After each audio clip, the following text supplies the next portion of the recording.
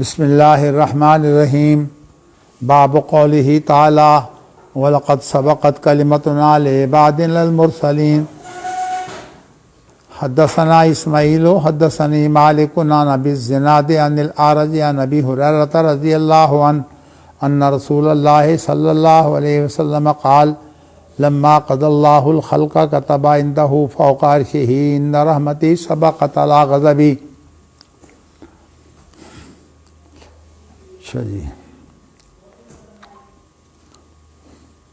حدثنا آدم حدثنا شعبة حدثنا الأعمش سمعت زيد بن وهب سمعت عبد الله بن مسعود رضي الله تعالى عنه حدثنا رسول الله صلى الله عليه وسلم وهو الصادق المصدوق إن خلق أحدكم يجمع في بطن أمه 40 يوما و40 ليلة ثم يكون علقة مثله ثم يكون مضغة مثله ثم يبعث إليه الملك فيؤذن بأربع كلمات فيكتب رزقه وأجله وعمله وشقي أو أم سعيد ثم ينفخ فيه الروح فإن أحدكم ليعمل بعمل أهل الجنة حتى لا يكون بينها. یہ آپ کے ہاں لا یکونو ہے، حالانکہ حتیٰ کے بعد تو میرا خیال نصب آنی چاہیے. حتیٰ لا یکون بینہا و بینہ الا ذراع فیسبق علیہ الکتاب فیعمل بعمل اہل النار فیدخل النار وإن أحدكم ليعمل بعمل أهل النار حتى ما يكون بينها وبينه إلا ذراع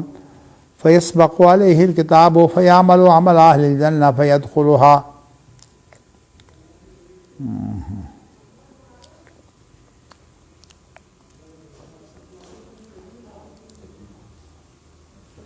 اللہ تعالیٰ کے افعال، ان کی جو گفتگو چل رہی ہے، اللہ کے افعال میں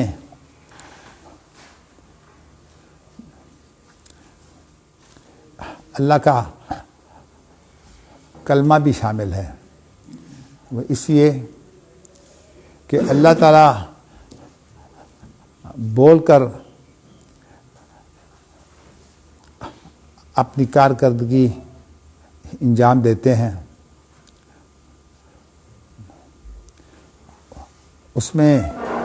ایک تو قرآن مجید اللہ کے الفاظ ہیں، اور اس کے علاوہ بھی لوح محفوظ جو ہے وہ تمام کی تمام جو ہے یہ اللہ تعالیٰ کا بول ہے. تو وَلَقَدْ سَبَقَتْ كَلِمَتُنَا لِعِبَادِنَا الْمُرْسَلِينَ، یہ اس سے مراد وہ لوح محفوظ ہے، یا لوح محفوظ کے اندر تو ایک جو ہے وہ مستقل تقدیر ہوتی ہے، لیکن ہر سال لیلۃ القدر کے اندر جو فیصلے کیے جاتے ہیں وہ بھی اللہ کا بول ہوتا ہے. تو اس سے یہ معلوم ہوا کہ اللہ کا بول صرف قرآن مجید میں بند نہیں ہے، اللہ کا بول تو بہت وسیع. تو اللہ تعالیٰ جتنی بھی گفتگو کرتے ہیں، حتیٰ کہ فرشتوں کو جو اللہ تعالیٰ احکامات دیتے ہیں وہ بھی بولتے ہیں. تو کہنے کا مقصد یہ ہے کہ قرآن مجید کی آیت پیش کی ہے بطور دلیل کے کہ ہمارا یہ بول گزر چکا ہے اپنے پیغمبروں کے لیے، اپنے بندے جو پیغمبر ہیں ان کے لیے. اس سے ویسے اگر آیت پوری پڑھیں تو وَلَقَدْ سَبَقَتْ كَلِمَتُنَا لِعِبَادِنَا الْمُرْسَلِينَ إِنَّهُمْ لَهُمُ الْمَنْصُورُونَ وَإِنَّ جُنْدَنَا لَهُمُ الْغَالِبُونَ. یہ اس کے بارے میں جو ہے وہ اب یہ کہ اللہ کے پیغمبر جو ہیں وہ غالب آئیں گے اور ہمارا لشکر جو ہے وہ بھی غالب ہوگا اور پیغمبروں کی ضرور مدد ہوگی.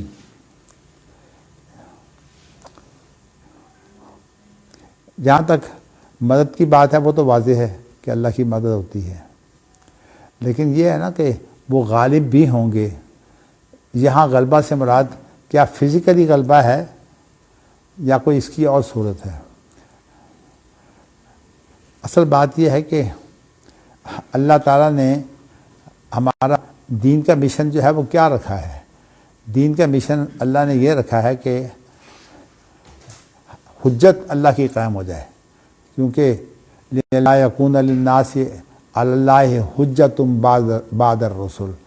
رسولوں کا مقصد جو ہے وہ حجت قائم کرنا ہوتا ہے۔ تو اگر حجت قائم ہو جائے اور وہ فزیکلی پیغمبر جو ہے وہ غالب نہ ہو، بلکہ جیسے کہ بہت سے نبی بھی قتل ہوئے ہیں، بہت سے رسول بھی قتل ہوئے ہیں، تو اب ظاہر ہے کہ جو قتل ہو گیا وہ ظاہری طور پر تو غالب نہیں ہے، مغلوب ہے،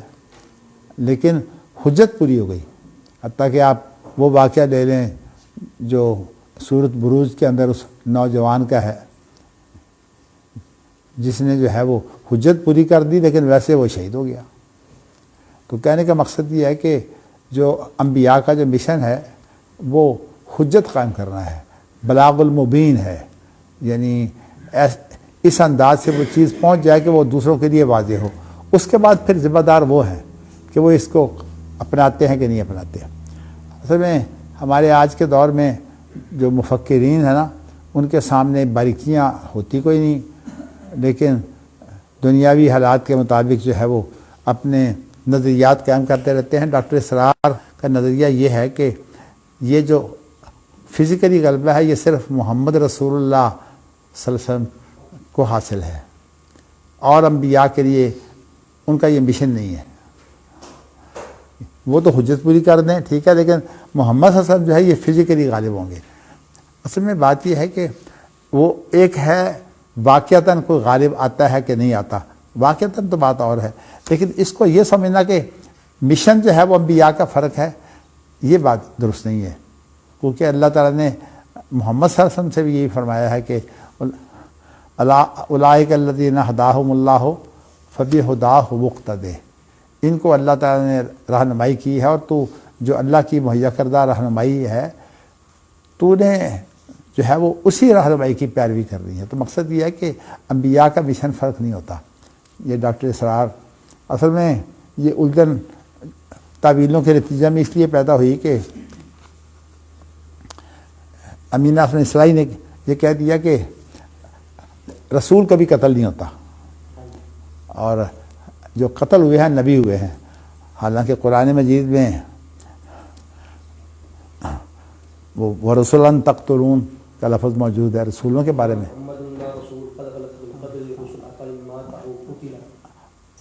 نہیں، آپ کے بارے میں بھی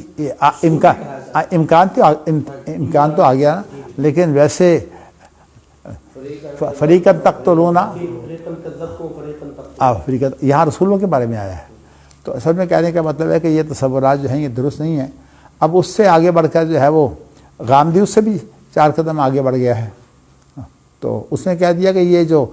جہاد و قتال کے جو مسائل ہیں نا یہ سارے کے سارے صرف نبی اکرم صلی اللہ علیہ وسلم کے لیے تھے، اب کوئی قتال نہیں ہے۔ ہاں جی، نہیں اربوں تک نہیں، یہ اربوں تک کا جو تصور ہے یہ بعض پارٹی کا تصور ہے کہ وہ کہتے ہیں کہ آپ کی حقیقی بعثت ہے ہی اربوں کے لیے۔ اس نے بھی ترجمہ یہ کیا سورۃ مزمل میں، اچھا، آپ کو بنی اسرائیل کی طرف ہم نے بھیجا، بنی اسماعیل کی طرف۔ نہیں، وہاں بنی اسماعیل کا لفظ کہاں ہے؟ بولا ہے سورۃ مزمل میں، نہیں کہاں ہے؟ انا ارسلناک، سورۃ مزمل میں انا ارسلناک الیکم رسولا شاہدا علیکم کما ارسلنا الی فرعون رسولا، تو اس میں اس نے بریکٹ میں بنی اسماعیل کا نہیں، سوال یہ اس کی دلیل کیا ہے؟ سورۃ مزمل میں تو کہیں نہیں ہے۔ دلیل کون وہ کھا دیتے؟ نہیں، میں ویسے بات پوچھتا ہوں نا کہ دلیل کے بغیر بات کر رہا ہے نا، وہ تو بات کو خود دلیل سمجھتا ہے۔ جی چھوڑیے اس کی، یہ تو باتیں جو ہے فضول ہیں۔ کہنے کا مقصد یہ ہے کہ کہیں ایسی کوئی چیز تو موجود نہیں ہے۔ تو ایک تو باقی اس کا جو معاملہ ہے بہت آگے بڑھ گیا ہوا ہے، وہ محمد صلی اللہ علیہ وسلم کی شریعت کا قائل نہیں ہے، وہ کہتا ہے کہ شریعت ابراہیم کی ہے، تو ان کو بنا رہا ہے، اور محمد صلی اللہ علیہ وسلم جو ہے وہ جس طرح موسیٰ، عیسیٰ، محمد صلی اللہ علیہ وسلم نہیں، یہ رسول ہے نا، ہارون تو خیر رسول نہیں ہے، لیکن اس نے جو ہے وہ اس طرح سے کہا ہے کہ اصل میں خوش کرنا چاہتا ہے نا اس کو امریکہ اور یورپ کو، تو اس لیے ان کا ایجنٹ ہے، اس وجہ سے اس نے جو ہے یہ ایسی حرکتیں کی ہیں۔ لیکن میں نے آپ کو جو ہے وہ اس لیے بات بتا دی ہے کہ کم از کم جو ڈاکٹر اسرار ہے نا، اس نے جو ایسی بغیر تحقیق کے جو باتیں کی ہوئی ہیں وہ واضح ہو جانی چاہیے۔ ڈاکٹر اسرار کا بھی کافی اثر ہے اس لیے کہ اللہ نے بڑی زبان دی ہوئی تھی درس قرآن کے نام پر، اور فلسفہ قرآن جو ہے وہ جو پیش کرتا تھا، جو اس نے اپنا مشن بتایا ہے، تو اصل میں یہ مشن تو متعین کیا ہے امینہ حسن اسرائیلی نے، کیونکہ اس نے حکمت کی تعریف یہ کی ہے کہ شریعت کے بعد جو شریعت کا جو فلسفہ ہوتا ہے نا اس کو حکمت کہتے ہیں۔ تو اس طرح یہ سارے الہادی جو تصورات ہیں میں نے اشارہ کر دیا ہے۔ لیکن امام بخاری کا جو دور ہے اس کے اندر تو اصل میں بات یہ تھی کہ یہ جو اللہ کی جو کلام ہے، الجھن ساری وہ ہے جو فلاسفہ کے اصول ہیں نا، ان کو اگر تسلیم کر دیا جائے اور قرآن کی تعبیر جو ہے یہ فلاسفہ کے اصولوں سے کی جائے، یہی بنیادی بگاڑ ہے۔ تو ان کا بگاڑ یہ ہے کہ جو فعل جو ہے وہ نیا جس کے اندر حدوث ہو، تو جب کسی فعل کے اندر حدوث ہوتا ہے تو جب وہ کسی قدیم کے ساتھ جو ہے وہ قائم ہوتا ہے تو جب قدیم اس کا محل بنتا ہے تو قدیم بھی جو ہے وہ حادث ہو جاتا ہے۔ یہ فلاسفہ کا اصول ہے۔ ان کا تو قدیم اور حادث کی اصطلاحات ہیں نا، ہم تو ان قدیم اور حادث کی اصطلاحات الہیات کے بارے میں استعمال ہی نہیں کرتے، تو ہم تو وہ چیزیں استعمال کرتے ہیں جو قرآن حدیث میں ہیں، هو الاول والآخر۔ تو اب کہنے کا مقصد یہ ہے کہ یہ کہنا کہ اللہ کی کلام جو ہے وہ ویسے اللہ کا وصف جو ہے وہ قدیم ہے، اور جو اللہ تعالیٰ لوگوں کو کہتے ہیں سوالوں کا جواب دیتے ہیں، تو ظاہر سوال کا جواب تو بعد میں آتا ہے سوال کے، تو یہ جو ہیں یہ حادث ہیں۔ یہ ہمارے اہل حدیث علماء بھی اسی کے اندر الجھے ہوئے ہیں۔ تو چونکہ اس وقت قریب ترین دور میں تو صرف وہ عبدالستار حماد کی ہی جو ہے وہ بخاری کی شرح جو ہے وہ موجود ہے، تو اس کے اندر وہ ان چیزوں میں وہ بھی الجھ گیا ہوا ہے، اس کو یہ پتہ نہیں ہے کہ قدیم اور حادث کی جو اصطلاحات ہیں یہ سلف استعمال نہیں کرتے، اس لیے کہ تعبیر جو ہے وہ غلط ہونے کا امکان ہے۔ تو اس لیے بلکہ جو اس کی وجہ ہے وہ میں آپ کو بتا دیتا ہوں۔ وجہ جو ہے وہ ہے جس کی وجہ سے ابن حزم جو ہے وہ گمراہ ہوا تھا۔ ابن حزم کی جو گمراہی کی وجہ ہے وہ یہ تھی کہ ابن حزم نے کہا کہ خالق وہ ہوتا ہے جس کے ساتھ مخلوق ہو۔ تو ظاہر ہے کہ جب مخلوق ہوگی تو خالق ہوگا نا۔ تو اب سوال یہ ہے کہ اللہ کے ساتھ کیا مخلوق ہمیشہ رہی ہے؟ اس کا کوئی ثبوت نہیں ہے۔ جب اس کا کوئی ثبوت نہیں ہے تو پھر ہم خام خواہ جو ہے وہ اس بات میں کیوں الجھیں کہ ہم کہیں کہ اس کے ساتھ ہمیشہ جو ہے وہ مخلوق رہی ہے۔ تو اس نے کہہ دیا کہ خالق کے بعد جو خلق کا جو تصور ہے یہ کوئی نہیں ہے۔ تو اس نے کہہ دیا خالق بدون خلق۔ تو اللہ کے جتنے بھی نام ہیں، نام اس نے اس لیے مان لیے ہیں کہ قرآن مجید میں یہ نام آتے ہیں یا احادیث میں آتے ہیں، لیکن وہ اس کے بعد جو فعل تھا جس کے اندر بظاہر فلاسفہ کی تعبیر کے مطابق جو ہے وہ حدوث نظر آ رہا تھا، تو اس نے کہا جی ہم اس کو مانتے ہی نہیں ہیں۔ تو یہ اصل میں ان کی اصل الجھن جو ہے وہ یہ ہے۔ اور ہمارے جو اہل حدیث ہیں وہ بھی ابن حزم کے چونکہ بہت زیادہ شدائی ہیں، اس لیے ابن حزم کی یہ جو فلسفیانہ تعبیریں تھیں، ابن حزم کے جو اصول ہیں نا، وہ آپ کو بتاؤں اس نے قیاس کا تو خیر انکار کیا ہے، لیکن ویسے اس نے اس کے جتنے بھی اصول ہیں تمام کے تمام جو ہے وہ اس نے فلسفہ منطق سے دیے ہیں۔ اور اس وقت جو منطق بھی تھی وہ استخراجی منطق تھی، ارسطو کی جو استقرائی منطق ہے وہ نہیں تھی۔ تو اس وجہ سے ابن حزم کے بارے میں ہمارے لوگوں کی عقیدت بہت زیادہ اس لیے ہے کہ وہ تقلید کے مخالف ہے، لیکن اگرچہ اس کی تقلید کی مخالفت جو ہے وہ بھی اس کے اندر بھی کافی افراد تفرید ہے، لیکن یہ چونکہ عوام نہیں جانتے، عوام کو جو ہے وہ ابن حزم کی وجہ سے کہ تقلید کے مخالف ہے، ہمارے عوام دھڑا دھڑ جو ہے وہ ابن حزم کے پیچھے جا رہے ہیں، اور خاص طور پر جہاں عوام اہل حدیث کی تعداد زیادہ ہے جیسے کہ گجرانوالہ اور اسی طرح فیصل آباد، پہلے تو ضلع تھا بعد میں شہر بھی جو ہے وہ اسی طرح کا ہے، تو عام طور پر علماء جو ہمارے ہوتے ہیں وہ عوامی جو تحقیق جو ہوتی ہے ان کو اتنی تحقیق ہوتی ہے، گہرے ہوتے کوئی نہیں، اس بنا پر جو ہے وہ ہمارے علماء بھی اس میں جو ہے وہ الجھ جاتے ہیں۔ میں آپ کو یہ بتا چکا ہوں کہ اللہ کے صفات اور اللہ کے کاموں کے بارے میں یہ قدیم اور حادث کی اصطلاح جو ہے وہ استعمال نہیں کرنی چاہیے، یہ سلف نہیں کرتے۔ وہ کہتے ہیں جب ہمارے اپنے پاس الفاظ موجود ہیں تو ہم خام خواہ فلاسفہ کے الفاظ جو ہے وہ ہم کیوں استعمال کریں، اس سے جو ہے وہ مفہوم کے بگڑنے کا خطرہ ہے۔ تو مگر اتنی بات جو ہے یہ واضح ہے کہ اللہ کی کلام جو ہے وہ اللہ کی مشیت سے ہوتی ہے۔ تو ہاں ایک لفظ، ایک تعبیر تو ویسے عام طور پر یہ بھی منطقی استعمال کرتے ہیں، لیکن وہ مفہوم کے اعتبار سے جو ہے وہ کچھ بہتر معلوم ہوتی ہے۔ وہ یہ ہے کہ جو اللہ کا وصف خالق ہے نا، یہ بالقوہ ہے، اور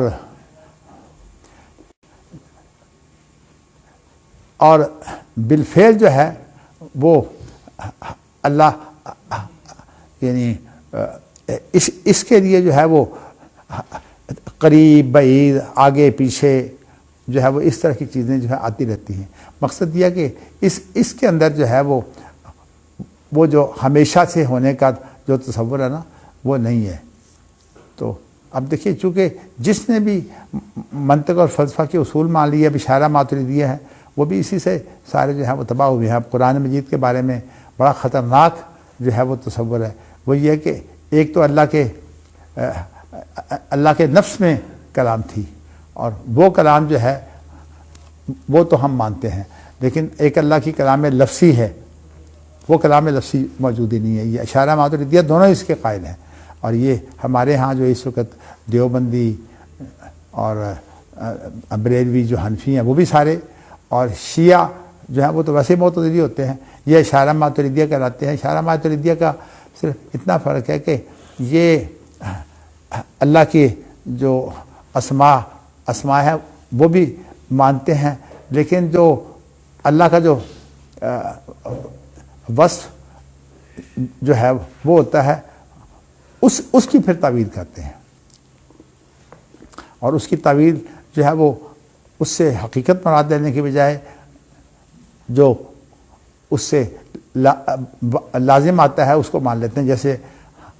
اللہ یستہزئ بہم، وہ اللہ کا استہزاء کرنا نہیں مانتے، وہ کہتے ہیں کہ اصل میں اس کا نتیجہ کیا ہے، کسی کو ذلیل کرنا، اللہ ان کو ذلیل کرے گا۔ تو اسی طرح جگہ جگہ جو ہے وہ انہوں نے یہی تعویلیں کی ہیں۔ تو اس لیے ان چیزوں کو سمجھنے کی ضرورت ہے، اور یہ چیزیں جو ہیں جیسے یہ فلاسفہ جو ہے وہ گمراہ ہوئے، ان کے اصولوں کو ماننے والے جو ہیں وہ جہمیہ، معتزلہ، اشاعرہ، ماتریدیہ، یہ بھی گمراہ ہوئے، حتیٰ کہ جو مشبہہ ہیں وہ بھی اس طرح بھٹک گئے۔ جی، تو کہنے کا مقصد یہ ہے کہ ایک چیز میں بار بار توجہ دلاتا ہوں کہ کہنے کو تو ہم بخاری پڑھ رہے ہیں، تو اس لیے بخاری کی حد تک تو ظاہر ہے ہم نے وہی باتیں کرنی ہے جو بخاری کے دور میں تھی، لیکن ہماری جو اصل ضرورت ہے وہ یہ ہے کہ جدید دور کے اندر، اچھا یہ بھی آپ کو بتاؤں کہ جو گمراہیاں سابقہ تھی، گمراہیاں ساری کی ساری وہی اب جدید دور میں ہیں، لیکن ہم جو ہے وہ سابقہ جب مطالعہ کرتے ہیں تو ہم کہتے ہیں کہ فلاں گمراہ تھا، فلاں گمراہ تھا، لیکن جدید دور میں جو ہے وہ ہم ان تمام فتنوں میں پڑ جاتے ہیں جو سابقہ دور میں تھی، لیکن تعبیر فرق ہوتی ہے۔ خاص طور پر ہمارے اہل حدیث کے اندر مولانا حنیف ندوی کا بالکل یہی حال ہے، جس چیز کی نشاندہی کرتے ہیں کہ غلط تھی اسی کے خود شکار ہوتے ہیں، اور اس کی اصل وجہ یہ ہے کہ انہوں نے جو معیار حق ہے وہ عقل کو بنایا ہوا ہے، کیونکہ فلسفہ منطق کے شدائی تھے، اس لیے انہوں نے معیار حق جب عقل کو بنا لیا تو اس کے بعد سارا بگاڑ، حتیٰ کہ انہوں نے ابن تیمیہ کو بھی جو ہے وہ اسی رنگ میں رنگنے کے لیے کتابیں لکھی، عقلیات ابن تیمیہ۔ حالانکہ ابن تیمیہ کی کتاب در و تعارض العقل والنقل جو ہے اس کے اندر صریح موجود ہے کہ ابن تیمیہ عقل کو حاکم نہیں مانتے، وہ کہتے ہیں کہ بھئی اصل جو حکم جو ہے وہ تو وحی کا ہے، اور اس کے بعد جو ہے عقل سے آپ اس کو سمجھنے کی کوشش کریں، عقل آپ کی ایک صلاحیت ہے، وہی کو سمجھنے کی کوشش کریں، اس لیے کہ ہمارے لیے اتھارٹی صرف اللہ کا حکم ہے، اور اللہ کے حکم کے اندر اللہ کے الفاظ بھی شامل ہیں، اور اللہ کی مراد جس کو ہم بیان کہتے ہیں وہ بھی شامل ہے، اور وہ جو بیان جو ہوتا ہے وہ الفاظ کی صورت میں یا عملی زندگی کی صورت میں وہ نبی انجام دیتے ہیں۔ تو کہنے کا مقصد یہ ہے کہ یہ اب ہماری ایک ذمہ داری ہے، جدید جو ہے وہ معاشرے جدید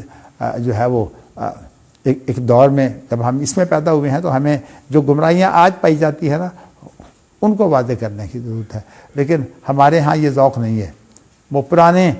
رٹائے جو لفظ ہیں اچھا ان کو بھی نہیں صحیح سمجھتے، اس لیے کہ میں نے آپ کو بتایا نا کہ ہمارے برصغیر پاک و ہند میں فلسفہ اور منطق بہت جو ہے وہ اس کی عزت رہی ہے، اس کا معیار رہا ہے، اور جب فلسفیانہ تعبیروں میں آپ پڑ جائیں گے تو اس کے بعد گمراہی سے آپ نہیں بچ سکتے۔ اسی لیے امام ابو یوسف کا یہ قول ہے کہ من تعلم بالکلام میں فقط زندق، جس نے علم کلام سے جو ہے وہ علم سیکھنے کی کوشش کی وہ زندیق ہو گیا۔ زندیق اصل میں ملحد کو کہتے ہیں، اگرچہ یہ لفظ جو ہے یہ زیادہ مجوسی استعمال کرتے ہیں، لیکن مجوسیوں کے ہاں تو زندیق صدیق ہے، لیکن یہ ہے کہ ہمارے ہاں جو مجوسیت سے متاثر ہو جاتے ہیں ان کو زندیق کہا جاتا ہے، لیکن ویسے اب یہ لفظ استعمال میں عام ہو گیا، زندیق سے مراد ملحد ہوتا ہے۔ تو کہنے کا مقصد یہ ہے کہ اللہ کے اندر ان اللہ علی کل شیء قدیر، اس لیے اختیار اور طاقت تو اللہ کے پاس ہر چیز کی ہے، لیکن اللہ تعالیٰ جو کام انجام دیتے ہیں اس کے بارے میں کہنا کہ وہ کام جو ہے انجام اب دیا جا رہا ہے لیکن وہ پہلے سے جو ہے وہ اللہ کے نفس میں تھا، جیسے کہ اب قرآن مجید کلام نفسی ہے، تو معنی یہ ہے کہ کلام نفسی ہونے کے اعتبار سے تو یہ ازلی ہے، یہ فلاسفہ کی تعبیر ہے،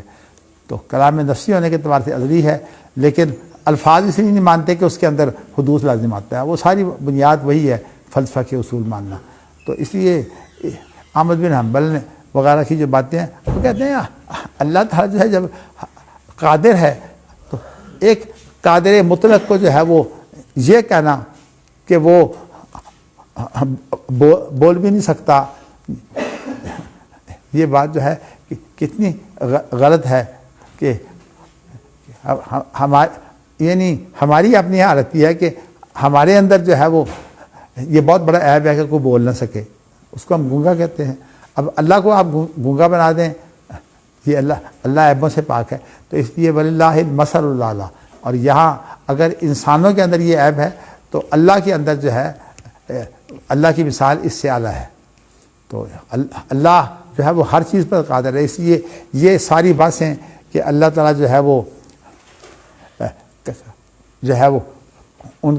ان کا ایک کلام نفسی ہے جو ہمیشہ سے ہے اور ایک کلام لفظی ہے، اور وہ کلام لفظی جو ہے وہ اللہ کی تخلیق مانتے ہیں، اور یعنی آپ حیران ہوں گے کہ جس فتنے کا بہت زیادہ سامنا احمد بن حنبل کو ہوا ہے، ہمارے اس وقت جو ہے وہ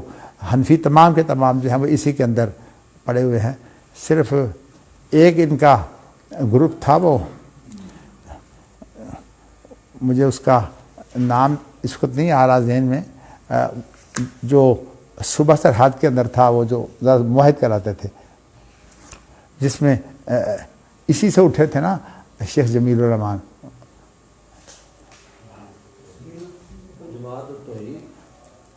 یہ تو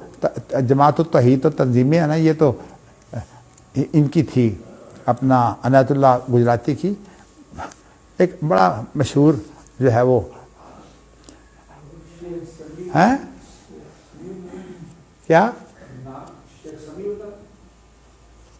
یار آپ نام لے رہے ہیں، میں آپ کو کہہ رہا ہوں کہ اس فکر کا مصیبت تو افراد نے نام لینا بھی ہیں، وہ باقاعدہ بڑا مشہور ایک فکر ہے اے جڑا شیخ جمیل الرحمان ہے، یہ انہاں وچوں سن، اور اے ویسے اور یہ تو تنظیمیں ہیں، اشاعت و تائید، آپ تنظیموں کا نام لیتے ہیں، افراد کا نام لیتے ہیں، میں اس فکر کا نام لے رہا ہوں جو ان لوگوں کے اندر جو ہے وہ اسماء و صفات کے بارے میں کافی بہتری پائی جاتی ہے۔ پھر یہ اللہ تعالیٰ جو ہے وہ مدد کرے۔ میں نے آپ کو بتایا نام تو میں بھول جاتا ہوں، اسی کی مشکل، حالانکہ بڑا مشہور نام ہے، لیکن پتہ نہیں مشہور چیز ہوتی ہے جب میں بولتا ہوں، میں تو اپنی بیماری کی وجہ سے بولتا ہوں، اور آپ جو ہے ماشاءاللہ پتہ نہیں آپ نے مطالعہ نہیں کیا ہوا ان چیزوں کا۔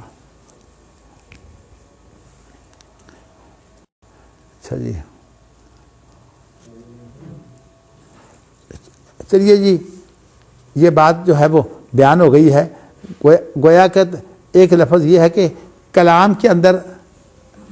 سبق کا لفظ آ گیا کہ ایک گزری ہوئی کلام ہے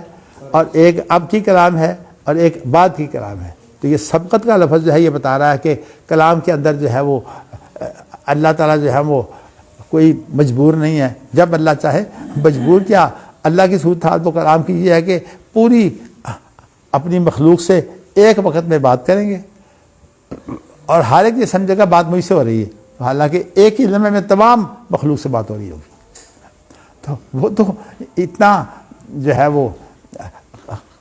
قادر اور قدیر ہے، لیکن ہم نے اللہ کو بیکار کرنے کے لیے فلسفے کو بنیاد بنا کر جو ہے اصل میں اس ویسے اصول کا ان کا اصول جو ہے تھوڑا سا آپ کو واضح کر دوں، تاکہ صرف اصل میں ان کے ذہن میں یہ ہے کہ جب ایک چیز حادث ہوتی ہے تو حادث کا معنی ایک چیز نئی ہوتی ہے، تو جب نئی چیز جو ہے وہ قدیم اس کا بحال بنے گا، کیا مطلب کہ وہ قدیم کے ساتھ قائم ہوگی، تو اس کا مطلب یہ ہے کہ وہ قدیم جو ہے اس کے اندر بھی تغیر آ جائے گا، کیونکہ حادث تو تغیر کی صورت میں کل متغیر حادث ہوتا ہے نا، تغیر کی صورت میں حادث ہوتا ہے، اور اگر قدیم کے اندر جو ہے وہ ہم نے اس کے ساتھ قائم کیا تو قدیم کے ساتھ اس کا تعلق جو ہے اس کے اندر بھی تغیر پیدا کر دے گا، جب تغیر پیدا ہوا تو وہ حادث ہو گیا۔ تو اس لیے یہ سارے اس ایک بیوقوفانہ جو اصول ہے نا اس کی بنیاد پر یہ تعویلیں ہو رہی ہیں، حالانکہ سیدھی سی بات ہے کہ فلسفہ جو ہے وہ ہمارے لیے معیار حق کوئی نہیں، وہ تو انسانی عقل کی پیداوار ہے، تو انسانی عقل جو ہے وہ تو محدود ہی ہے، باقی الا یعلم من خلق، جو خالق ہے اصل تو پتہ تو اس کو ہے، تو اس لیے اللہ تعالیٰ کی جو بات ہے وہ تو حتمی ہوتی ہے، اور انسانی عقل جو ہے وہ آپ دیکھیے کہ اس وقت بڑے دعوے ہیں سائنس کے کہ سائنس اب اپنی بہت انتہا کو پہنچ چکی ہے عقل کے اعتبار سے، اور حالانکہ صورتحال یہ ہے کہ سائنسی نظریات جو ہیں وہ خود بدلتے رہتے ہیں، یعنی کوئی نظریہ ایسا نہیں ہے جس کے اوپر یہ کہہ دیا جائے کہ ہاں یہ آخری ہے، نظریات کے اندر خود تبدیلیاں آتی رہتی ہیں، تو جن نظریات کے اندر خود آپ تبدیلیاں لاتے ہیں اس سے جو ہے وہ وہی کی تحریک کیسے ہو سکتی ہے، جو خود جو ہے وہ مستقل حیثیت نہ رکھتا ہو اس کے ساتھ آپ ایک مستقل ہدایت کی جو ہے وہ کیسے تحریک کر سکتے ہیں۔ تو اچھا جی، اللہ ہدایت دے۔ جی ہاں، جو مسائرہ مسامرہ جو عقیدے کی کتاب ہے، اور اسی طرح جو نصفی کی کتابیں ہیں جس کی جو ہے وہ شرح تفتازانی نے کی ہے، نصفی کی کتاب عقیدہ نصفی سے کہتے ہیں نا، تفتازانی اصل میں یہ جو وسط ایشیا نا، یہاں لوگوں نے فلسفے کی اور منطق کی بنیاد پر جو ہے وہ بڑا کام کیا، اور ان کا وہاں زور رہا ہے، اسی وجہ سے وسط ایشیا سے پھر افغانستان کے ذریعے سے جو ہے ہندوستان میں جو ہے وہ اثرات آئے ہیں، تو افغانستان جو ہے وہ بھی بھٹکا وسط ایشیا کی وجہ سے، اور پھر وسط ایشیا پھر افغانستان کے بھٹکنے کے بعد چونکہ انگریز کا جو ہمارے اوپر تسلط تھا، اس وقت یہ سمجھا جاتا تھا کہ اصل جو ہمارا اسلامی رہنما ہے وہ افغانستان ہے، اور یہی وجہ ہے کہ ہمارے ہاں یہ لباس، پھوس، یہ ساری تہذیبیں جو ہیں جن کو اسلامی کہا جاتا ہے، یہ اصل میں افغانی تہذیبیں ہیں۔ حتیٰ کہ آپ دیکھیے کہ یہ ہمارے گھروں میں ایک عرصہ تک جو ہے وہ یہ جو ٹوپی والا برقع ہے وہ پہنا جاتا ہے، اصل میں یہ افغانی برقع ہے۔ اس طرح یہ شلوار قمیص جو ہے یہ بھی افغانی ہے۔ تو کہنے کا مقصد یہ ہے کہ ہم نے اس تہذیب کو اختیار کرنے کے لیے افغانستان کو اپنا جو ہے وہ بنا لیا ہے مستقل رہنما، لیکن صورتحال یہ ہے کہ افغانستان تو اب تباہیوں کا شکار ہے، نہ وہاں امن و امان ہے، اور ویسے جو صورتحال ہے عقائد وغیرہ کی وہ بھی وہاں بہت کمزور ہے۔ تو اچھا جی، تو اب یہاں جو حدیث ہے نا، اس کے اندر اللہ نے جب مخلوق سے فراغت حاصل کر لی، قضاءت عظمہ، میں نے اس لیے یہ فراغت کہا ہے کہ کتبہ انتہو فوق العرش، فوق عرش ہی، کہ اللہ نے جو ہے وہ اپنے پاس جو عرش کے اوپر ہے، وہ لوح محفوظ ہی ہے نا عرش کے اوپر، ان رحمتی سبقت غضبی، میری رحمت جو ہے وہ غصے پر جو ہے وہ سبقت لے گئی، مطلب ہے کہ یہ پہلے ہے، غصہ بعد میں ہے۔ یعنی اللہ تعالیٰ جو ہے وہ رحمت سے معاملے کرتے ہیں، غصہ جو ہے وہ اللہ کے صبر کی وجہ سے ہمیشہ پیچھے رہتا ہے۔ تو یہاں جو سبقت کی بات آئی ہے، یہ اس سے یہ معلوم ہوا کہ یہ کلام جو ہے یہ جب اللہ چاہے کلام کرتا ہے، اور جیسی چاہے اللہ کلام کرتا ہے۔ باقی میں نے آپ کو بتا دیا کہ وہ تو ان چیزوں کا بھی پابند نہیں ہے کہ ہمارے ہاں جو یعنی اب ہم ایک کس شخص سے گفتگو کر رہے ہیں، اس سے فارغ ہونے کے بعد دوسرے سے کریں گے۔ اللہ کی صورتحال یہ نہیں ہے، وہ تو اتنا قادر ہے کہ وہ اگر تمام مخلوق سے بات کرے ایک ہی دمے میں، اس کی بات ہو جاتی ہے، اور ہر ایک جو ہے وہ کیونکہ وہ ہر چیز پر قادر ہے۔ چلیے جی، اگلی حدیث جو ہے وہ یہ ہے کہ ہمیں نبی اکرم صلی اللہ علیہ وسلم نے جو ہے وہ یہ بات بتائی، اور عبداللہ بن مسعود کہتے ہیں کہ وہ صادق و مصدوق ہیں، یعنی خود بھی سچ بولتے ہیں، اور انہیں جو کہا جاتا ہے وہ بھی سچ ہوتا ہے۔ تو ان خلق احدکم یجمع فی بطن امہ 40 یوما و40 لیلۃ، جب نطفہ جو ہے وہ ماں کے پیٹ میں جو ہے وہ قرار پاتا ہے، تو وہاں پھر یہ 40 دن اور رات جو ہے وہ یہ نطفہ وہاں رہتا ہے، اور 40 دن کے بعد پھر جو ہے وہ اس کے اندر جو ہے وہ تبدیلی یہ پیدا ہوتی ہے کہ پھر اس کے بعد وہ ایک لوتھڑا سا بنتا ہے۔ علقہ اس لیے بولتے ہیں کہ لوتھڑا جو ہوتا ہے نا وہ لٹکا ہوا نظر آتا ہے، تو علقہ اس کو بولتے ہیں۔ تو پھر اس کے بعد جو ہے وہ لوتھڑا جو ہے وہ پھر بعد میں بوٹی کی شکل اختیار کر جاتا ہے۔ تو جب بوٹی کی شکل اختیار کر جاتا ہے تو پھر انہی بوٹیاں کے اندر جو ہیں وہ ہڈیاں بھی تیار ہوتی ہیں، اور وہ ہڈیوں کے اوپر جو بوٹیاں ہیں وہ چڑھی ہوئی ہوتی ہیں۔ جیسے کہ اب اس کی مزید تشریح کی تو ضرورت نہیں ہے، تو کہنے کا مقصد یہ ہے کہ یہ 120 دن لگتے ہیں، لیکن یہ تو 120 دن جو ہے وہ انسان کا جسم وغیرہ مکمل ہونے میں لگتے ہیں، لیکن بعض لوگوں کی یہ غلطی ہے کہ وہ کہتے ہیں کہ نہیں 42 دن کے اندر جو ہے انسان کا جسم مکمل ہو جاتا ہے۔ یہ بات غلط ہے۔ اصل بات یہ ہے کہ 40 دن کے اندر جب وہ علقہ بنتا ہے نا، تو اس کے اندر وہ چیزیں جو بعد میں جنہوں نے انسان کے اندر الگ الگ حیثیت اختیار کرنی ہوتی ہے، اس کے اندر وہ پھر نمایاں ہوتی ہیں۔ یہ 40 دن کے بعد اوپر 2 دن اور 2 دن کے اندر وہ نمایاں ہوتی ہے۔ تو آپ جیسے اس کی میں مثال آپ کو یہ بتاتا ہوں، مثلا بیج ہوتا ہے، بیج جو ہے وہ پھوٹنے سے یا پھوٹنے سے پہلے اگر آپ اس بیج کو کھولیں، اس کے اندر وہ پودا جو ہے وہ اس کے تمام آثار جو ہیں وہ آپ کو نظر آئیں گے۔ تو وہ حالانکہ وہ پودا ہوتا نہیں، پودا وہ اس وقت بنتا ہے جب وہ زمین کے اندر گاڑا جاتا ہے، پھر اس کے بعد زمین کے اندر جو ہے وہ، لیکن صورتحال اس کے اندر وہ تمام آثار ہوتے ہیں۔ اسی طرح جو ہے وہ 42 دن کے اندر جو ہے وہ جب علقہ ہوتا ہے تو علقے کے اوپر 2 دن گزرنے کے ساتھ وہ تمام صلاحیتیں اور جو قوتیں کل کو انہوں نے پروان چڑھنا ہوتا ہے وہ اس کے اندر جو ہے وہ اس کا نظر آنے لگتی ہیں۔ تو اس لیے بعض لوگوں کو یہ مغالطہ ہوا کہ 42 دن کے اندر انسان جو ہے مکمل ہو جاتا ہے، اور باقی روح جو ہے وہ 42 دن کے نہیں موقع پر نہیں پھونکی جاتی۔ روح جو ہے وہ اس وقت پھونکی جاتی جب یہ 4 مہینے اس کے پورے ہو جاتے ہیں، 40 یہ 3 دفعہ اگر ہو تو 120 دن ہوتے ہیں 4 مہینے، تو پھر 4 مہینے جب پورے ہو جاتے ہیں پھر اللہ تعالیٰ جو ہے وہ ایک فرشتوں کو بھیجتے ہیں۔ تو ثم یبعث الیہ الملک فیؤذن باربع کلمات، ویسے تو لفظ عام طور پر فیؤذن کا اس کو پھر یہ حکم دیا جاتا ہے کہ وہ 4 باتوں کا حکم دیا جاتا ہے۔ تو یہاں اربع کلمات اس لیے کہا ہے کہ وہ فرشتہ جب 4 مہینے کے بعد اس کی ذمہ داری ہوتی ہے کہ ماں کے رحم میں جا کر جو ہے وہ اب اس کے اندر جو ہے وہ پھونک مارے،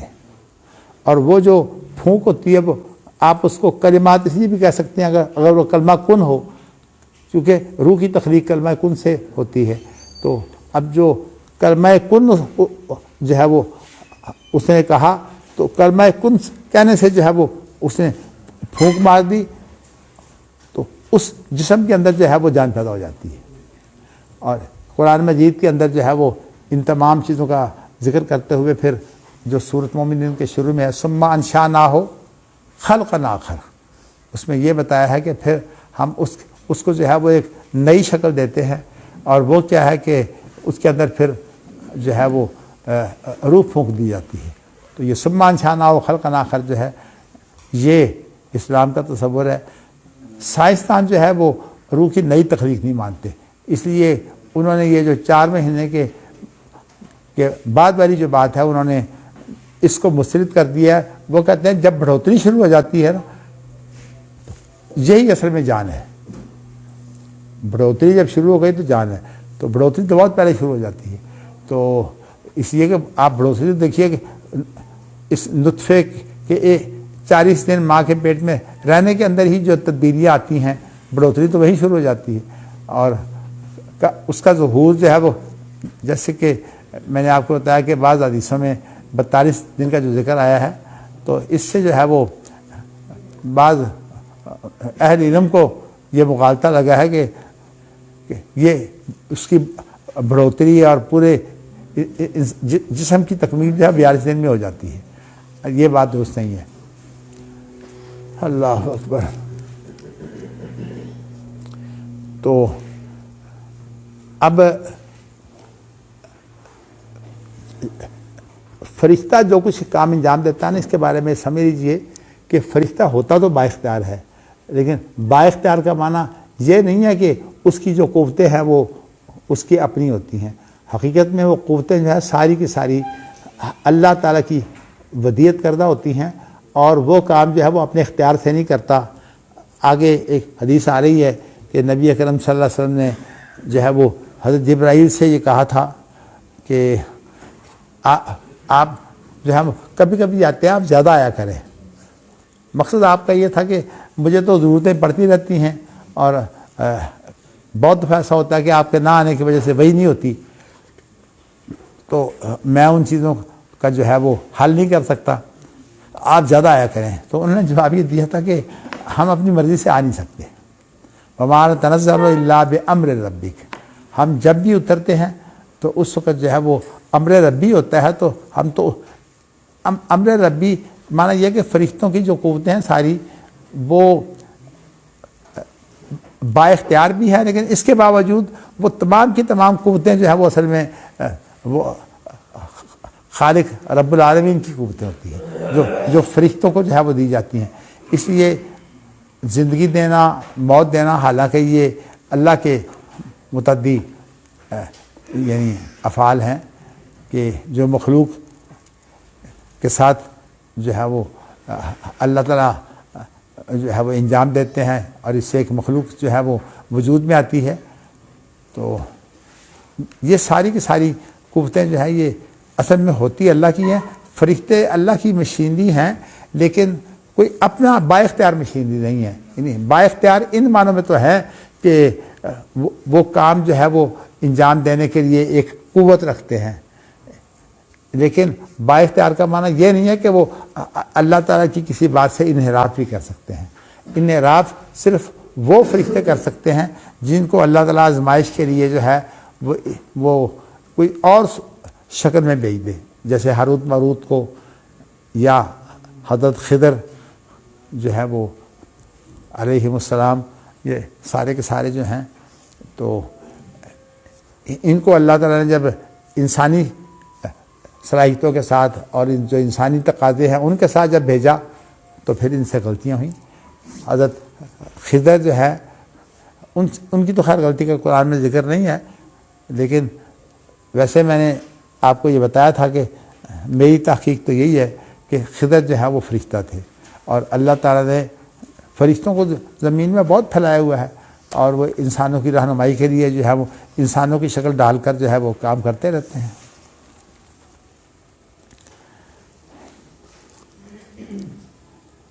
اچھا جی، اس کے بعد یہ ہے کہ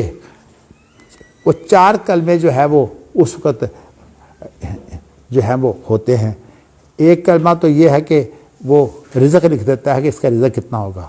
اور اس کی عمر کتنی ہوگی، یعنی اس کی پھر عمر کی جو انتہا ہوتی ہے اس کو اجل کہتے ہیں، اور پھر اس کا عمل کیا ہوگا، یہ کیا کیا اعمال کرے گا وہ بھی، اور پھر یہ ہے کہ چوتھی چیز یہ ہوتی ہے کہ یہ بدبخت ہوگا یا نیک بخت، یعنی اس کی قسمت جو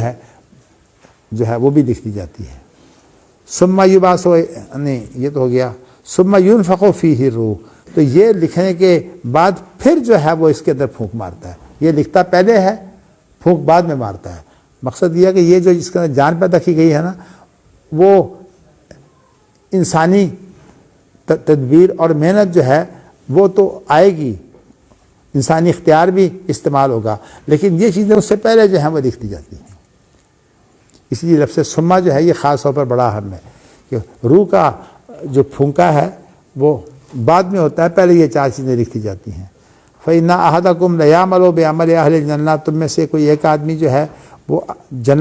جنتیوں کے سے عمل کرتا رہتا ہے، یہاں تک کہ اس کے درمیان اور جنت کے درمیان جو ہے وہ ایک ہاتھ کا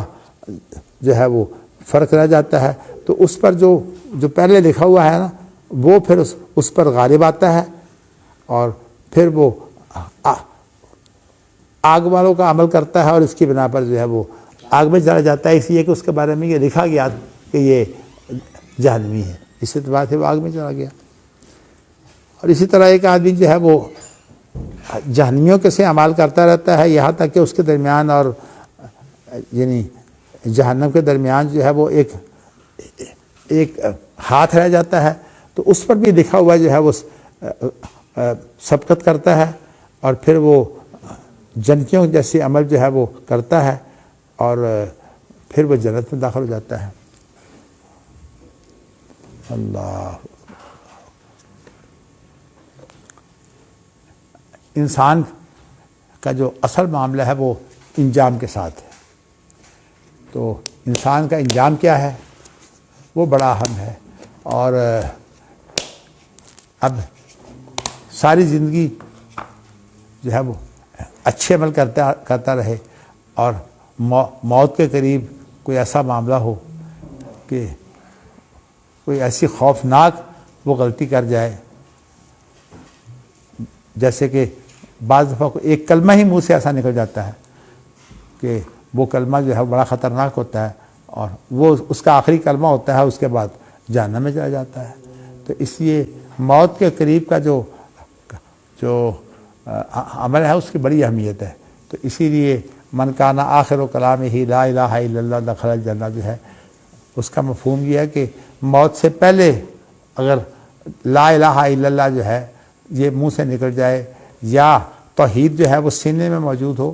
تو پھر تو نجات ہو جاتی ہے، لیکن اگر منہ سے نکل جائے تو یہ گویا کہ جو چیز ایک دل میں موجود تھی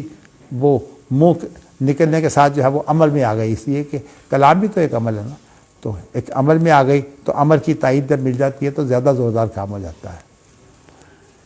باقی نجات کے لیے تو اندرونی ایمان کافی ہے، اور یہ بھی آپ کو علم ہے کہ شیطان اس وقت جو ہے وہ پیاس چونکہ جب انسان کے اندر اس طرح کی حرکت کی تیزی آتی ہے کہ جان نکل رہی ہوتی ہے تو اس کی وجہ سے بہت گرمی پیدا ہوتی ہے اور شدید پیاس لگتی ہے، تو اس وقت شیطان جو ہے وہ اس وقت جو ہے وہ ایک گندگی کا پیالہ لے کر جو ہے وہ آتا ہے اور اسے کہتا ہے لو یہ پانی پی لو، اور یہ بھی بڑی خطرناک صورتحال ہے کہ اس وقت انسان اگر اس کا پانی جو گندگی والا پانی ہے، پیشاب ہے ایک اور چیز ہے، وہ اگر پی لے تو بس تب انسان کی تباہی ہے۔ تو اس لیے عام طور پر موت سے پہلے جو ہے وہ کوشش کی جاتی ہے کہ جو مر رہا ہے اس کو پانی پلایا جائے تاکہ اس کو جو ہے وہ جو پیاس کے ساتھ شیطان نے جو غرض فائدہ اٹھانا ہے وہ شیطان غرض فائدہ نہ اٹھائے۔ باقی تو اللہ کی مدد ہی سب سے بڑی چیز ہے، اللہ مدد کرے۔ تو اس لیے انسان کو جو ہے وہ یہ ہمیشہ دعا مانگنی چاہیے کہ اللہ مجھے موت کے وقت جو ہے وہ ایمان نصیب کر، اور جیسے کہ حضرت ابراہیم کی اور یعقوب کی دعا ہے کہ ان اللہ اصطفیٰ لکم الدین فلا تموتن الا وانتم مسلمون، جب تمہیں موت آئے تو اس حالت میں تمہارے اندر جو ہے وہ اسلام ہونا چاہیے۔ تو میں نے ویسے آپ کو بتایا تھا کہ اسلام اگر ایمان کے بغیر ذکر ہو تو اسلام کے اندر پھر اس کی اندرونی کیفیت بھی شامل ہوتی ہے، تو یہاں اسلام کے اندر جو ہے وہ اندرونی کیفیت بھی شامل ہے کہ جب موت آئے تو تمہاری اندرونی کیفیت بھی بہتر ہو اور منہ سے بھی تم جو ہے وہ اسلام کی حالت جو ہے اختیار کیے رکھو۔ چلیے اگلی حدیث جو ہے، حدثنا خلاد بن یحییٰ حدثنا عمر بن ذر سمیت ابی جی یحدث عن سعید بن جبیر عن ابن عباس رضی اللہ عنہما عن النبی صلی اللہ علیہ وسلم قال یا جبریل ما یمنعک ان تزورنا اکثر مما تزورنا فنظرت وما نتنظر الا بامر ربک لہ ما بین ایدینا وما خلفنا۔ اچھا جی آگے لہ ما بین ایدینا وما خلفنا وما بین ذالک وما کان ربک نسیٰ، یہ آیت ہے۔ تو کانا هذا الجواب لمحمد، کانا هذا الجواب لمحمد۔ آپ کے ہاں جو ہے یہ هذا الجواب ہے کہ جوابہ ہے؟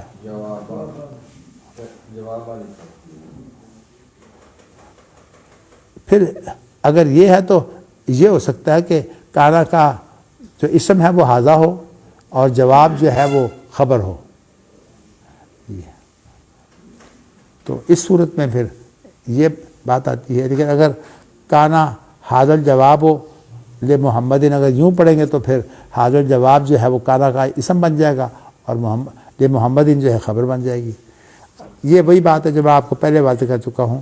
کہ آپ نے یہ کہا تھا کہ جبرائیل آپ اس سے زیادہ آیا کریں ہمارے پاس، مقصد یہ ہے وہ کوئی بیکار تو نہیں آتے تھے، ان کی رہنمائی جو ہے وہ مطلوب ہوتی تھی۔ تو انہوں نے کہا کہ اصل بات یہ ہے کہ ہم اپنے طور پر آتے ہی نہیں ہیں، ہم تو اللہ کا حکم ہوتا ہے اور پھر وہ طاقت بھی جو ہمارے آنے کی ہے وہ بھی اللہ کے پاس، وہ اللہ کی جو ہے وہ ایک تکوینی طاقت ہوتی ہے۔ فرشتے جو ہوتے ہیں نا ان کے ساتھ معاملہ تکوینی ہوتا ہے، تشریعی نہیں ہوتا۔ تو اس لیے فرشتوں کی جو کارگزاری ہے وہ بھی تکوینی ہے، تکوینی کہلاتی ہے. کسی کے اندر جان ڈالنا، کسی کے اندر روح نکال لینا، موت دینا،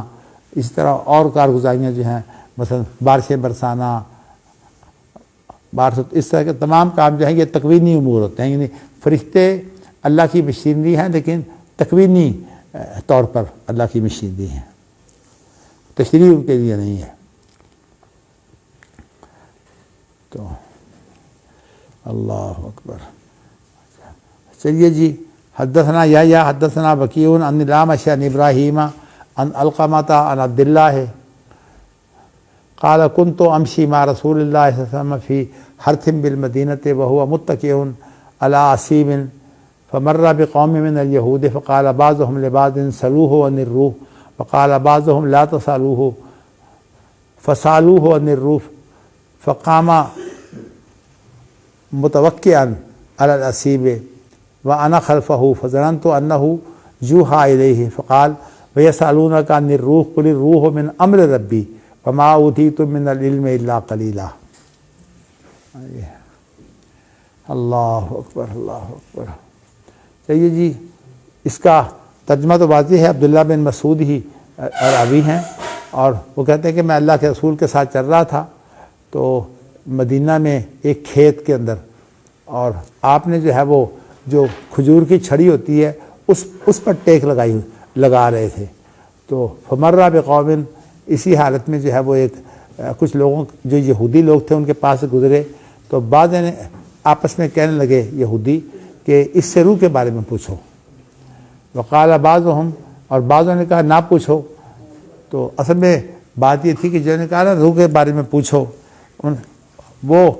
چاہتے یہ تھے کہ اگر اس نے وہی بات کہی جو تورات میں ہے تو پھر تو ہم ایمان لے آئیں گے، اور اگر اس نے جو ہے وہ کوئی روح کی ادھر ادھر کی تعبیریں پیش کرنے کی کوشش کی تو ہمیں معلوم ہو جائے گا کہ یہ نبی نہیں ہے. تو بعد نے کہا کہ نہ پوچھو، اس لیے کہ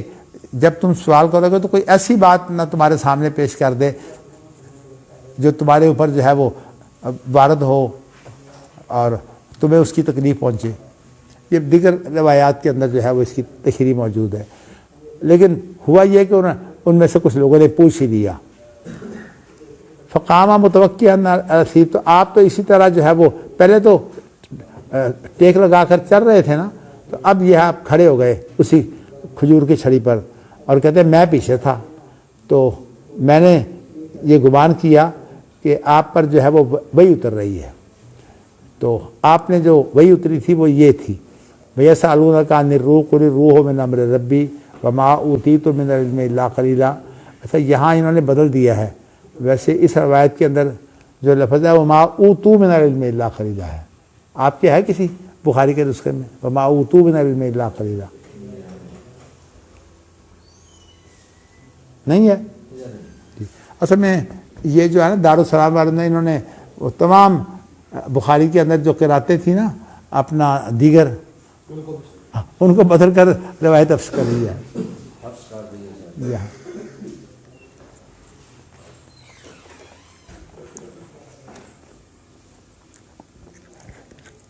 حالانکہ یہ تبدیلی ان کے لیے جائز نہیں ہے، اس لیے کہ امام بخاری کی جو کلام ہے وہ بدل دی. امام بخاری کی روایت ہی ہے نا، روایت تبدیلی کر دی. اس میں بات یہ ہے نا تابع ناشر علم والے تو ہوتے کوئی نہیں، اس لیے ہاں جی غلط لکھا ہے. اور عموماً کام بھی ایسے لوگوں سے لیتے ہیں جن کے پاس علم نہیں ہوتا، کیونکہ انہیں تو اصل میں سستے کام کرنے والے لوگ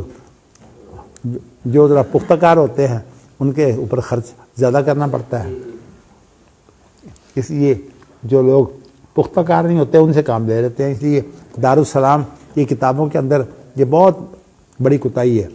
چھپائی کے اعتبار سے تو بہت اعلیٰ درجے کی ہوتی ہے، اس لیے کہ اس میدان کا آدمی ہے خود عبد المالک مجاہد، لیکن باقی رہ گیا اس کی عبارتیں اور اس طرح کی چیزیں علمی ان کے اندر خود عالم نہیں ہے. اس لیے جو کام انجام دیتا ہے، جن لوگوں سے کام لیتا ہے وہ بھی ایسے ہی ہوتے ہیں. تو اس لیے یہ کتابیں جو ہیں اس اعتبار سے جو ہے وہ بڑی غلطیاں ہوتی ہیں ان کتابوں میں. چلیے جی، تو وما اوتوا من العلم الا قلیلا، غالباً یہ مجھے اس وقت یاد نہیں ہے، غالباً یہ آمش کی قرات ہے. اچھا، اب آپس میں جو گفتگو کرتے ہیں تو وہ یہ آپس میں پھر گفتگو کرنے لگے کہ قد قلنا لکم لا تسألوا، ہم نے تمہیں کہا نہیں تھا کہ تم اس سے نہ پوچھو. اصل میں بات یہ ہے کہ نبی اکرم صلی اللہ علیہ وسلم نے جو بات کہی ہے نا، وہی بات جو ہے وہ تورات میں ہے. یہ تصدیق ہو گئی کہ آپ بھی نبی ہیں. تو امر ربی سے مراد کیا ہے؟ امر ربی سے میں نے آپ کو بتایا کہ ایک ہوتی ہے تخلیق، وہ تو اللہ کی مشیت کا نتیجہ ہوتی ہے. ایک ہوتا ہے امر، الا لہ الخلق والامر. امر جو ہے یہ وہ حکم ہے اللہ کا جس کے ساتھ جو ہے وہ اگرچہ تخلیق اس کے ذریعے سے بھی ہوتی ہے، لیکن وہ حکم اللہ کا جس کے اندر اہم ترین چیز جو ہے وہ کلمہ کن ہے. انما امرہ اذا اراد شیئا ان یقول لہ کن فیکون.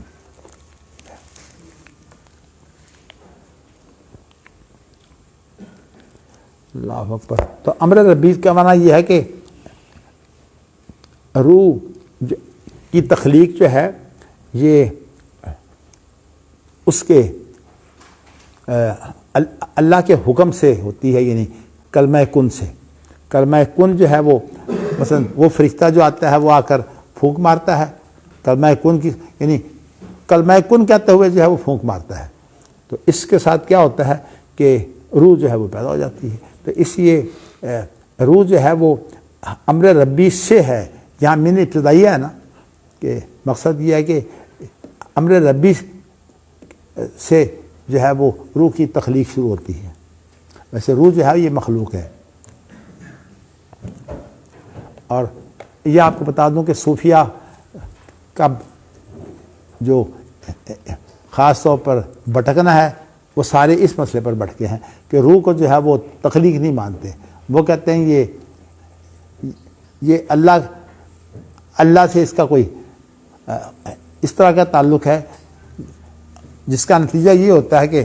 کہ وہ اللہ کی روح کا ایک حصہ بن جائے. اور صاف سی بات یہ ہے کہ اس معاملے میں بڑے بڑے جو سلفی لوگ تھے وہ بھی غلطی کھا گئے ہیں. تو خاص طور پر اللہ تعالیٰ ویسے ان کے نیک کاموں پر تو انہیں بہت بڑی جداد ہے، جس طرح بیچارے نے خلوص کے ساتھ کام کیا. میری مراد میرے بزرگ مولانا عبدالرحمن کیلانی ہیں، لیکن اس معاملے میں انہوں نے جگہ جگہ غلطی کھائی ہے کہ وہ کہتے ہیں کہ یہ من تبیزیہ ہے. اور من تبیزیہ کا معنی تو یہ ہے کہ روح اللہ کا ایک حصہ ہے. اور یہ اصل میں وہ ساری وہ چیزیں ہیں جو ڈاکٹر اسرار کی تعبیریں ہیں اس طرح کی. تو ان تعبیروں میں وہ بھی الجھ گئے ہیں. تو کچھ لوگ جو ہیں وہ یہ کہتے ہیں کہ روحوں کی تخلیق بہت پہلے ہو چکی تھی، اور وہ اس وقت ہو چکی تھی جب کہ الارواح جنود مجندۃ عند اللہ. تو ان روحوں میں سے ایک روح لے کر جو پھونک دی جاتی ہے. نہیں، یہ بات نہیں صحیح. اصل میں بات یہ ہے کہ وہ ایک پورا واقعہ ہے کہ وہ اللہ تعالیٰ نے صرف انسان سے جو ہے وہ ایک شہادت کی غرض سے اللہ نے اس واقعہ کو جو ہے وہ انجام دیا. اور اس وقت تمام جو ہے وہ انسانوں نے جو کہہ دیا بلا الست بربکم قالوا بلا، وہ ایک واقعہ انجام پا چکا. لیکن یہ نہیں ہے کہ وہ روحیں جو اس وقت جو ہے وہ باہر نکلی تھی وہ ساری جو ہے وہ زندہ رہی، بلکہ ان کی پھر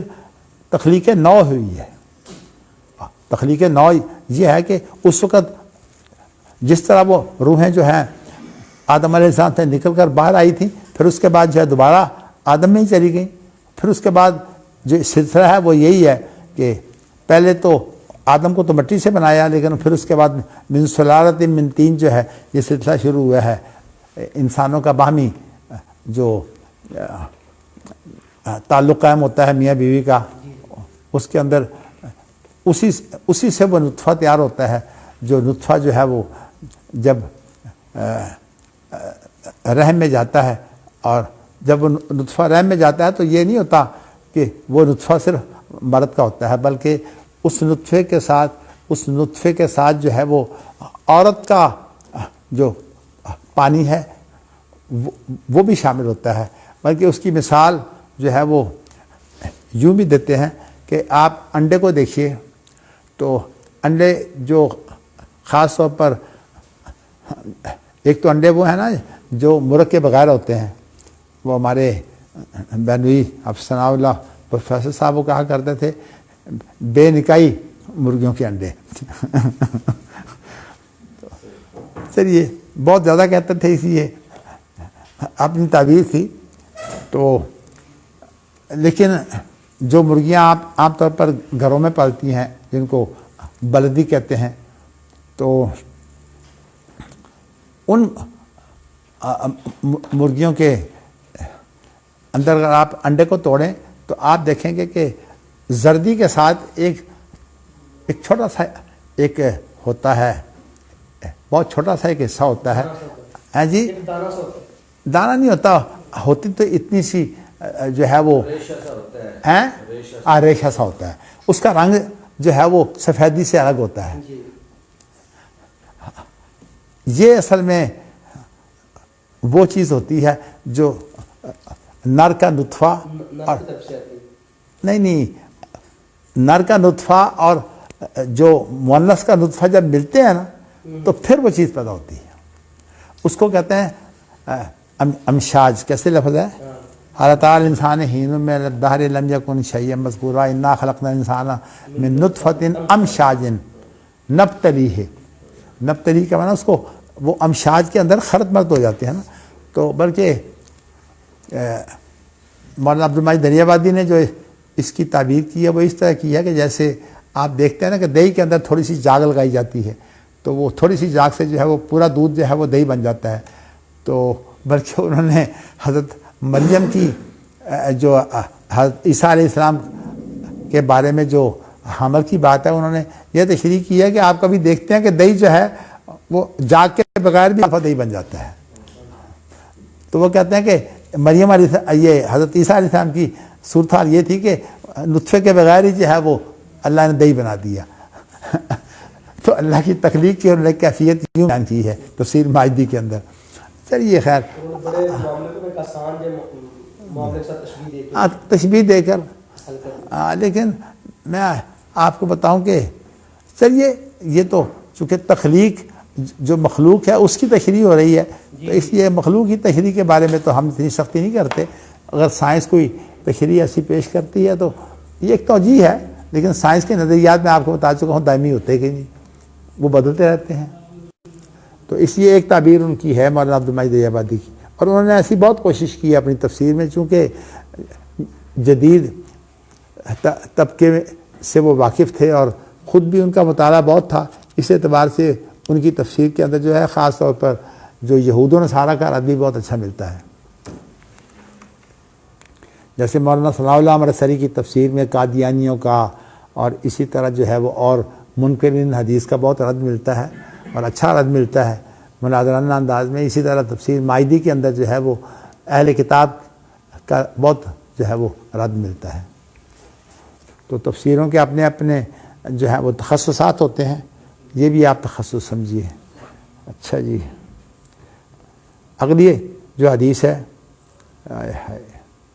حدثنا اسماعیل حدثنی مالک عن ابی الزناد عن الاعرج عن ابی ہریرہ ان رسول اللہ صلی اللہ علیہ وسلم قال تکفر اللہ لمن جاہد فی سبیلہ لا یخرجہ الا الجہاد فی سبیلہ وتصدیق کلماتہ بان یدخلہ الجنہ او یرجعہ الی مسکنہ الذی خرج منہ ما نال من اجر او غنیمت۔ اللہ اکبر۔ یہاں جو اصل محل شاہد ہے نا وہ تصدیق و کلمات ہی، یہ کلمہ ہے نا، یہ اللہ کے کلموں کی تصدیق جو ہے وہ اپنی عمل سے کرتا ہے جہاد کی صورت میں. تو جو آدمی اللہ کے کلموں کی اپنے عمل کے ساتھ اپنی زبان کے ساتھ تصدیق کرتا ہے تو اس کو جو ہے وہ اللہ تعالیٰ جنت میں داخل کر دیتے ہیں. تو بلکہ والذین آمنوا باللہ ورسولہ اولئک هم الصدیقون، صدیق کی تعریف یہی ہے کہ جو اپنی جو ایمانی کیفیت ہے اس کو عملی طور پر اس کا مظہر بن جائے. تو جو اس کا عملی طور پر مظہر بن جاتا ہے پھر وہ صدیق ہوتا ہے.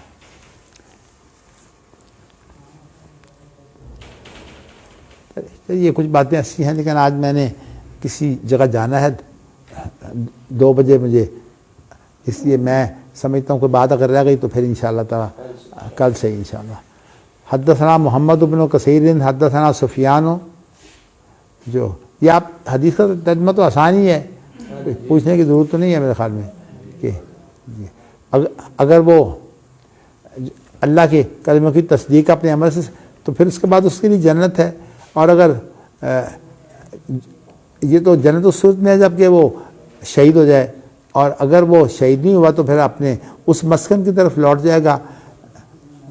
جہاں سے وہ آیا تھا، اور اس کے ساتھ اس کو جو ہے وہ اجر بھی ملے گا اور مال غنیمت بھی ملے گا. یہاں لفظ سے اور اس لیے استعمال کیا ہے کہ بعض دفعہ نیت جو ہے وہ اتنی اچھی نہیں ہوتی، تو پھر اس کے لیے تو مال غنیمت ہی ہے نا. اور اگر جو ہے وہ اس کی نیت اچھی ہے پھر ساتھ اجر بھی ہے، تو اس لیے لفظ او ہے. اس لیے ہو سکتا ہے نا کبھی غنیمت کا مال ملتا ہے کبھی نہیں ملتا، لیکن اجر تو پکا ہے. چلیے ٹھیک ہے، یہ بھی تبھی ٹھیک ہے، کبھی تصویر ہو جاتی ہے بالکل ٹھیک ہے. لیکن اجر تو مل جاتا جی ہاں چلیے جی. حدثنا محمد بن کثیر حدثنا سفیان عن الأعمش عن ابی وائل عن ابی موسیٰ قال جاء رجل الى النبی صلی اللہ علیہ وسلم فقال الرجل يقاتل حمیة ويقاتل شجاعة ويقاتل رياء فأي ذلك في سبيل الله قال من قاتل لتكون كلمة الله العليا فهو في سبيل الله. تو یہاں جو ہے وہ یہ نیت کی بات جو ہے وہ خاص طور پر اس لیے کہ یہ جہاد فی سبیل اللہ بنتا ہی نیت سے ہے. اس لیے میں کہتا ہوں اللہ ان لوگوں پر رحم کرے جو ایجنسیوں کے اعلی کار بن کر جو ہے وہ بس دنیاوی مفادات کے اندر پڑ گئے ہیں، اور یہ ہے بنیادی طور پر وہی سیاست کا دھوکہ. اللہ تعالیٰ ہدایت بھی دے اور ان کو فتنوں سے بچا کے رکھے. تو ایک آدمی نبی اکرم صلی اللہ علیہ وسلم کے پاس آیا تو آپ نے فرمایا کہ اللہ تعالیٰ ایک آدمی قتال کرتا ہے تو اس کو جو ہے وہ حمیت ہوتی ہے، خاندانی یا وطنی یہ حمیت ہوتی ہے. تو وہ تو اس حمیت میں لڑتا ہے. عام طور پر فوجیں جو ہے وہ وطنی حمیت میں لڑتی ہیں، اس لیے فوجوں کے بارے میں یہ کہنا کہ وہ جہاد فی سبیل اللہ کرتی ہیں یہ ایسے خام خواہ بناوٹی بات ہے. نیت کی بات ہے. تو نیت تو اس وقت ہے جب کہ اسلام کی خاطر جو ہے وہ لڑا جائے. کلمہ وہ آگے آ رہی ہے نا، وہ آگے بات آ رہی ہے. وہ جو قاتل و شجاعتاً کوئی